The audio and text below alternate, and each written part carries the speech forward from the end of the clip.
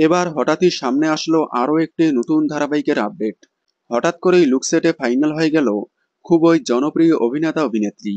Star জলসা জি বাংলা মিলে একসাথে আসছে বেশ কয়েকটি নতুন ধারাবাহিক।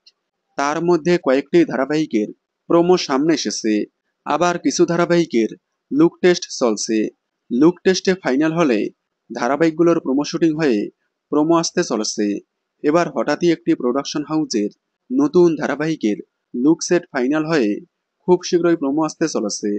কথা হচ্ছে জি বাংলার নতুন চ্যানেল জি টুতে আসন্ন অর্গানিক স্টুডিও প্রোডাকশন হাউসের নতুন ধারাবাহিক নিয়ে।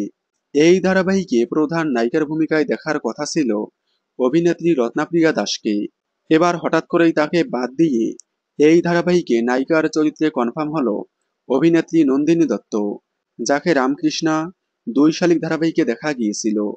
তার বিপরীতে দেখা যাবে জনপ্রিয় অভিনেতা সোমরাজ মাইতিকে, যাকে শেষ চিনি ধারাবাহিকে দেখা গিয়েছিল। এছাড়াও এর আগে জি বাংলার এই ছেলেটা ভেলভেলেটা ধারাবাহিকে অভিনয় করেছেন তিনি।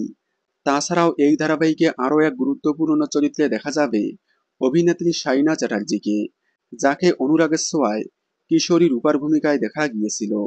সবকিছু ঠিকঠাক থাকলে আগামী আগস্ট মাসেই শুরু হবে এই ধারাবাহিক। আপনারা জি বাংলার আপকামিং এই নতুন ধারাবাহিকটি দেখার জন্য কতটা এক্সাইটেড কমেন্টে জানাবেন। বাংলা বিনোদনের এই ধরনের সকল আপডেট সবার আগে পেতে চ্যানেলটি সাবস্ক্রাইব করে পাশে থাকা বেল আইকনটি বাজিয়ে দিন। ধন্যবাদ।